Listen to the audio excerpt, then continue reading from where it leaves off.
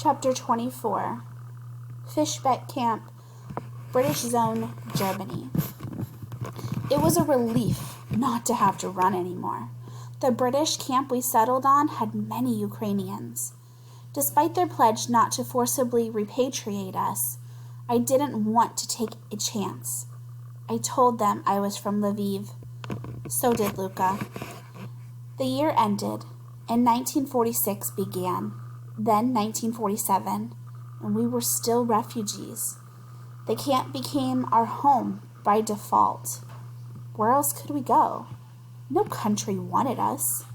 My nimble hands and keen eyesight ensured me steady work over the years, and I didn't mind being paid in food. Refugees like to be tidy.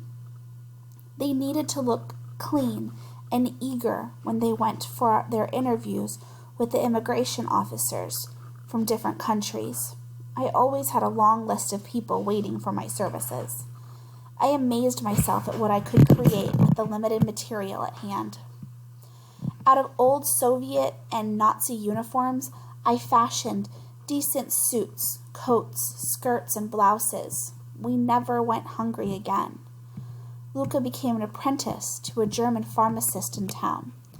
It was never his plan to stay in Germany, but he needed to hone a skill to impress the immigration officers. I tried not to feel discouraged, but it was frustrating to still be on German soil this long after the war. The ramshackle camp, school, and church looked nearly permanent. We displaced persons, DPs, had been at the camp for so long that we had put on plays, had elections, and ran a camp newspaper. Still, no country wanted us. I watched every day as the mail was distributed. I watched people's faces and envied their joy when a loved one was found, or a distant relative in Canada or Britain or America agreed to sponsor a lost soul. But who would sponsor me? And who would sponsor Luca? We had no family. Sometimes I wondered if the whole camp would empty out and no one would be left here but Luca and me. The Germans were friendly, and many had little to eat, and their bombed-out homes were no better than the barracks we lived in. But when I went into town, I looked into the faces of women and children and men. I remembered how they had looked at me when I was a slave. I didn't know what they saw when they looked at me now, but they made me uneasy. I always searched the faces of blonde girls in town and always dreamed of finding Larissa. One day, I made up my mind to tell the woman who visited from the Red Cross everything that I suspected. I told her that seeing a girl who looked like Larissa with that Nazi family. I told her about the flaxen-haired boy with the black mark on his wrist. You think the same thing might have happened to your sister? It didn't reply right away, but finally I said yes. Then the woman sighed. It could be very difficult to find her if she can't remember her past. All we can do is look out for a blonde girl with blue eyes who looks like she was born in about 1938. We will do our best.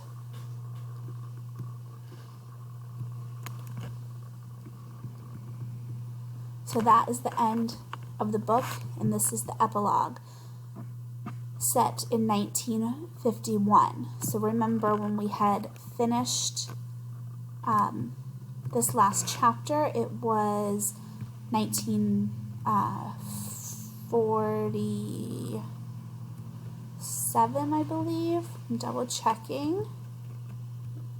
Yeah, 1947 when we had left the end of the book.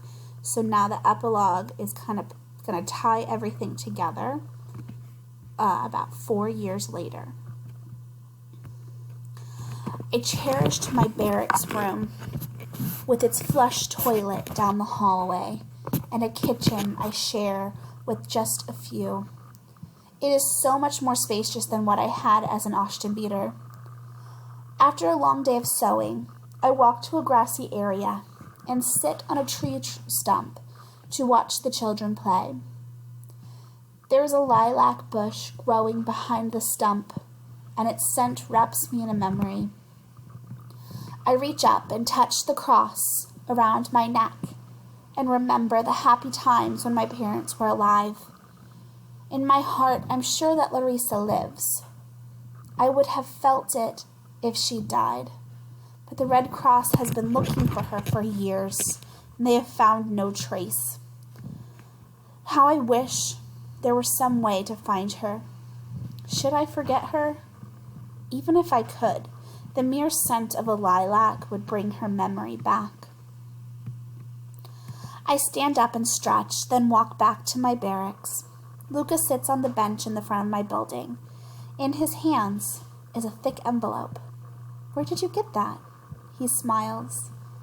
The usual place. It's for you. He doesn't give it to me right away.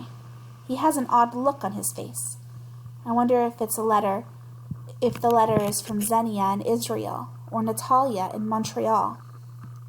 It's from Canada, he says, placing it on my outstretched palm. A place called Brantford. I looked at the return address. The name is not familiar. I sit down beside Luca and rip the envelope open. A sprig of lilac falls out. I catch my breath. I pull out the sheets and unfold them. Paper clipped on the front page is a photo of a girl. Her hair is woven into 2 tight braids, and she sits between a dark-haired man and woman. He is not the Nazi officer that I saw at the bombing. She is not the blonde woman from the car. These people are strangers to me. They look kind. Who are they? And why are they with Larissa? That has to be your sister, said Luca. She looks so much like you. This is Larissa. The set of her mouth, the look in her eyes, and that sprig of lilac. She remembers. I read. Dear Lita, I hope I have finally found you. I think I saw you during the war. Was that you with the OST badge outside the burning factory? I wanted to run to you, but they wouldn't let me. Please tell me I have found you. I have been searching nearly a year, writing the Red Cross, praying for news that you survived the war. I live in Canada now with my adoptive parents, Marusa and Ivan Kravich. They call me Nadia. That is a long story, but please know that I am safe and I am loved, and I miss you so much. I have so much to tell you, dear Lita, and questions to ask, but there is one thing that I would like to ask you now. Would you like to immigrate to Canada? Mauricia and Ivan will sponsor you.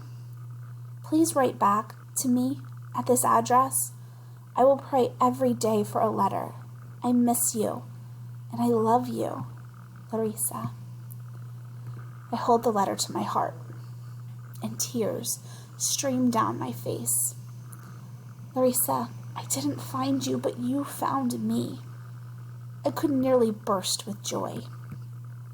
Luca's arms wrap around me. I open my eyes and look at him. He is smiling, but I can tell that he is afraid. What good news, he says.